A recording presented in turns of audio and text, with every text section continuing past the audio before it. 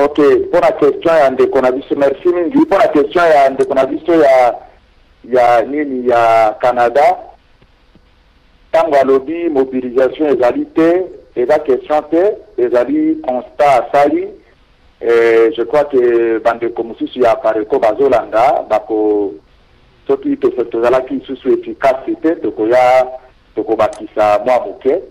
Ça veut dire que azana besoin que kuna na Canada et pas ya fandi parce que tant azolo ba mobilisation exacte na éviter ce qui faut kuna et pas na Canada bandeko baza ko sala musalate peut-être que poto ba ville ni ya fandi peut-être que mboko ya fandi bandeko ni comité à Pareko et botani na inote bon.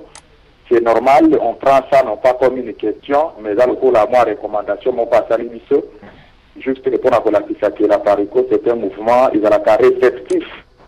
Naba nini nyoso oyo bandeko baza ko pesa ba apport nyoso. Très bien, mutuna principal et tuna melingai awe ezali quels sont les moyens dont dispose la Pareko. Oyebi a Pareko ezali mouvement il y a résistance. Et dans le mouvement Oyo est mis petit comme objectif principal la libération ya Mboka. Oui, pour ça la mission ezali toki kala ibajote. Pour ça la mission ezali toki kola Mboka tozonga na Mboka pe longo lokola ba Congolais nyonso to kamba Mboka na biso vers les destinées meilleures. Pour que vous réussir, il faut que vous ayez un renseignement. Il faut que vous ayez la logistique, c'est-à-dire vous ayez le matériel, vous ayez le bateau, vous ayez tout ça.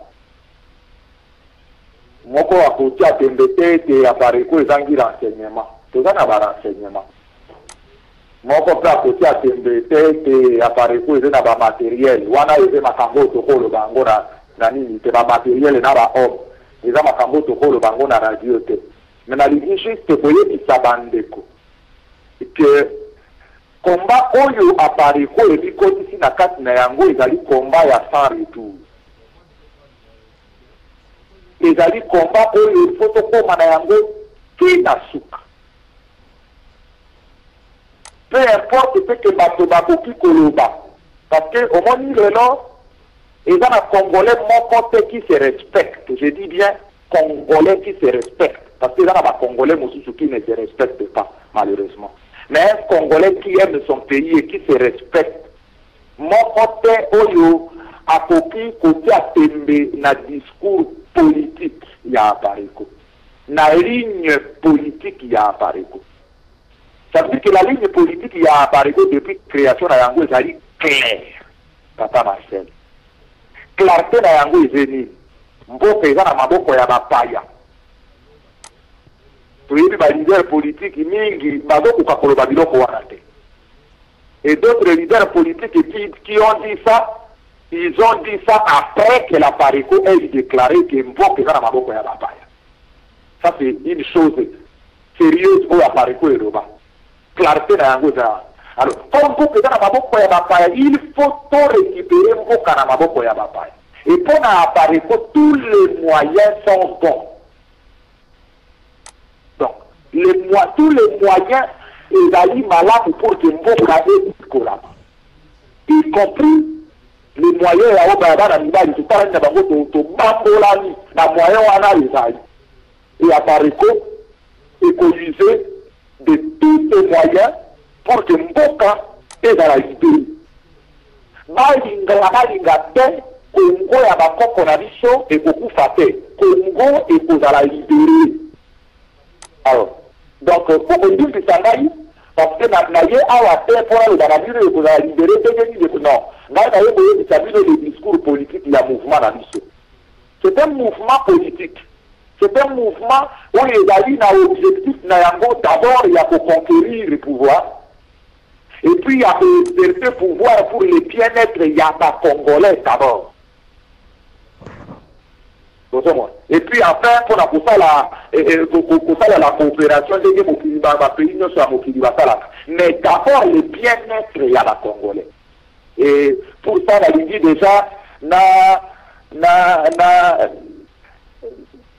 humilié devant, n'a pas moto devant, bateau, bakoufi le long, dans quartier qui n'est pas ça. Antonov Ekoyaki à 10h43 heure locale, heure de Kinshasa, 1 heure seulement après le décollage Nayango. Antonov Ekoyi entre l'avenue Ngangwele na avenue Mayulu na Tingasari. Donc quartier wana Tingasari c'est dit que Zali à peu près en tout cas on a 300 000 habitants à côté wana bali ba kufi ebele mais to Zali nano jusqu'à présent na motango ya bato bakufi te, mais c'est un quartier populaire pour la bato bayebi Kinshasa bayebi. Alors nous avons une pensée pieuse à l'égard ya bande konabiso bakufi. Mais je vais vous dire que les renseignements tozali na yango, les moyens en hommes, na matériel ezali, tout ce que nous demandons étant na ba Congolais, c'est que biso nyonso totala dans la même direction pour que mboka na biso esombre na kati na mobulu eza na yango lelo te. Bandeko bazotuna nga mituna. Merci mingi papa Nabiso Makolo Kotambola. Je crois Tolobaki ma question, ma réponse plutôt est dans la camilaïté parce que les Congolais risquent de ne rien saisir après. Tout poser sous question Moussoussou. To Monique Bokondi Oyo Ezali en face, Ezali Bokondi Oyo Ezali basé sur les armes. Ezali et Fandisami Nabibundeli Oyo Babengi ba armes. Yango Motuna et Tunamaki, presque dans le même sens, Toza Sukotuna. Est-ce, Apareko Ezali mouvement politique, Botikoloba Yango, est-ce que Ekozalana libéra, parce que Toza comprenait libération ya Congo, est-ce il y aura une branche armée na Apareko, Oyo Eko Kendepe, Kobunda, parce que ba Oyo Bazali sur place, ce sont les gens qui ont des armes et qui tiennent des armes qui sont en train de tuer. Mais est-ce l'Apareco utilisera-t-il le même moyen pour essayer de libérer le pays? C'est ce que nous voulons entendre, c'est ce que nous avons besoin d'entendre. Je vais vous répondre très clairement. Je crois avoir répondu à cette question, mais pour répondre très clairement. Est-ce que ma résistant français va utiliser les armes, oui ou non? Si les résistants français ont utilisé les armes, pourquoi la Pareco n'utiliserait pas les armes? Parce que c'est un mouvement de résistance. Donc, à grand mot, de grands remèdes. Je ne vois pas pourquoi, au nom de quoi, Pareco y a Kalanamando qui n'a pas que la Pareco est un discours. La Pareco c'est un mouvement politique responsable qui s'adapte à la donne. Ce que vous voyez, un discours politique beaucoup d'habitude et discours d'habitude clair.